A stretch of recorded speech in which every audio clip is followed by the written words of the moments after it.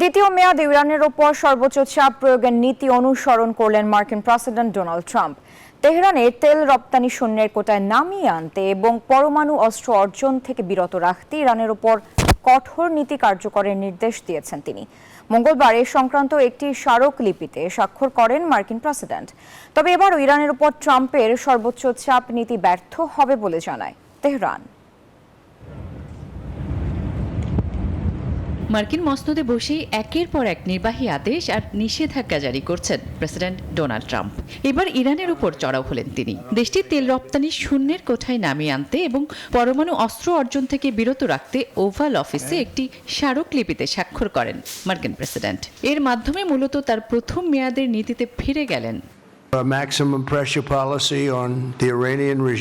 ইরানের হাতে পারমাণবিক অস্ত্র থাকতে পারে না। তারা যদি পারমাণবিক অস্ত্র তৈরির দিকে এগিয়ে যায় তাহলে আমি মনে করি এটি তাদের জন্য খুবই দুর্ভাগ্যজনক হবে। ইরান বিরোধী নিষেধাজ্ঞা কঠোরভাবে বাস্তবায়নের নির্দেশ দিয়েছেন ডোনাল্ড ট্রাম্প। এ নিয়ে বাইডেন প্রশাসনের সমালোচনা করেন তিনি।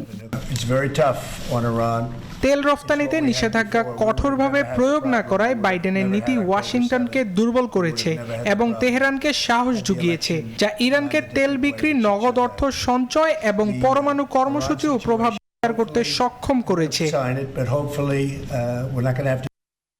যদিও বিরুদ্ধে নিষেধাজ্ঞা নীতি নিয়ে দুঃখ প্রকাশ করেন ডোনাল্ড ট্রাম্প, আশা প্রকাশ করেন ইরানের সঙ্গে সহাবস্থানের জন্য নতুন কোনো চুক্তি হলে নিষেধাজ্ঞার প্রয়োজন পড়বে না। তবে ইরানের উপর ট্রাম্পের সর্বোচ্চ চাপ প্রয়োগের নীতি এবারও ব্যর্থ হবে বলে জানান ইরানের পররাষ্ট্রমন্ত্রী আব্বাস আরাকচি। বুধবার মন্ত্রিসভার বৈঠকের পর তেহরানে এমন মন্তব্য করেন তিনি। আসমা তুলি, নিউজ 24।